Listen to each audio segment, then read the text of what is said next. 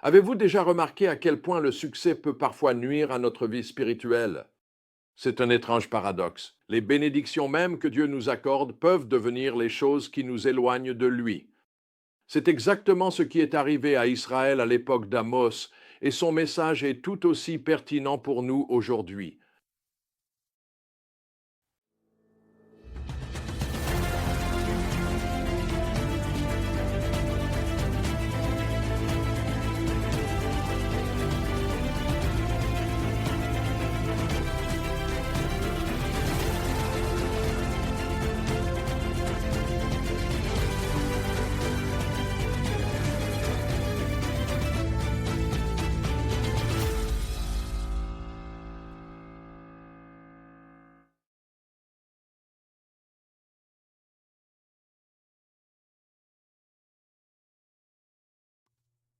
Le livre d'Amos lance un puissant appel à se réveiller face au danger de la complaisance religieuse et des priorités mal placées. Le peuple de Dieu était devenu prospère et confortable, mais son cœur s'était refroidi. Ils continuaient à pratiquer leurs rituels religieux tout en ignorant la justice et la compassion envers les pauvres. Amos utilise des images frappantes pour attirer leur attention. Il interpelle les femmes riches de Samarie, les comparant aux vaches de Bashan, choyées et exigeantes. Écrasant les pauvres sous leur poids, ces membres de l'élite vivaient dans le luxe tout en exploitant les autres, pensant que leurs pratiques religieuses suffiraient à satisfaire Dieu. Mais Dieu n'était pas impressionné par leur culte ostentatoire. En fait, il déclare: Je hais, je méprise vos fêtes religieuses. Ces paroles ont dû les choquer. Le peuple était méticuleux dans ses cérémonies et ses sacrifices, mais Dieu dit qu'il n'écoutera même pas leur de louanges. Pourquoi? Parce que leur cœur était loin de lui et leurs mains étaient souillées par l'injustice.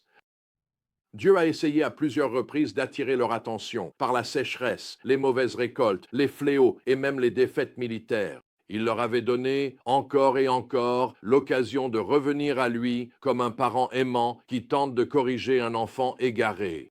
Chaque difficulté était là pour les ramener vers lui. Mais après chaque crise, on entend ce refrain obsédant: Pourtant, vous n'êtes pas revenu à moi. Le peuple était tombé dans un schéma dangereux. Ils traitaient leur relation avec Dieu comme une transaction commerciale. Accomplir les bons rituels, apporter les bons sacrifices, et Dieu serait obligé de les bénir. Ils passaient à côté de l'essentiel de ce que Dieu désirait vraiment: que la justice coule en vérité comme un fleuve et la droiture comme un torrent intarissable. Leur confort les avait menés à la complaisance. Amos dresse un tableau saisissant de l'élite allongée sur des lits d'ivoire, mangeant des viandes de choix et buvant du vin à pleine coupe. Mais dans leur luxe, ils ne s'affligent pas du désastre de Joseph. Ils étaient indifférents à la décadence spirituelle et morale qui les entourait. Cet avertissement résonne profondément au sein de l'Église aujourd'hui.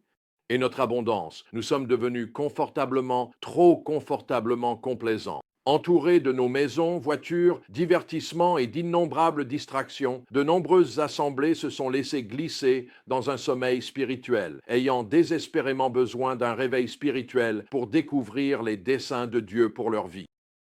Il est révélateur qu'aujourd'hui, certaines des œuvres les plus puissantes de Dieu se produisent dans des nations où les croyants sont persécutés, où suivre Jésus leur coûte leur subsistance et leur sécurité. Peut-être cela vient-il illustrer de manière très significative la profonde vérité de Jésus. Heureux les pauvres en esprit, car le royaume de Dieu est à eux. Lorsque nous n'avons plus rien sur quoi compter, nous apprenons véritablement à dépendre de lui. Pourtant, au milieu de ces avertissements sévères, le désir de Dieu pour la restauration brille de tout son éclat.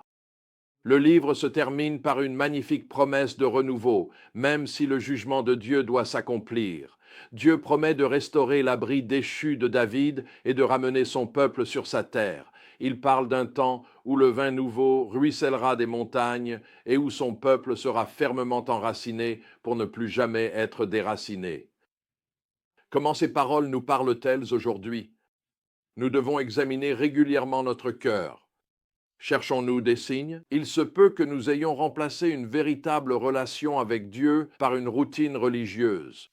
Dans le confort de nos vies, Nous devons rester vigilants face aux dangers de la complaisance spirituelle et cultiver intentionnellement la compassion envers les moins fortunés.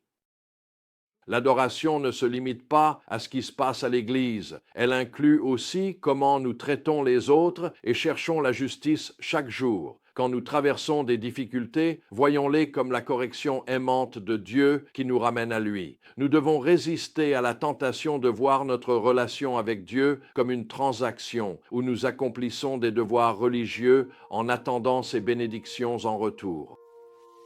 Par-dessus tout, nous pouvons garder l'espérance, sachant que le plan ultime de Dieu est la restauration et le renouveau. Le message d'Amos nous rappelle qu'une foi authentique transforme à la fois notre relation avec Dieu et la manière dont nous traitons les autres. La véritable prospérité ne se résume pas au succès matériel. Il s'agit de mener une vie humble, d'avoir un cœur juste et compatissant,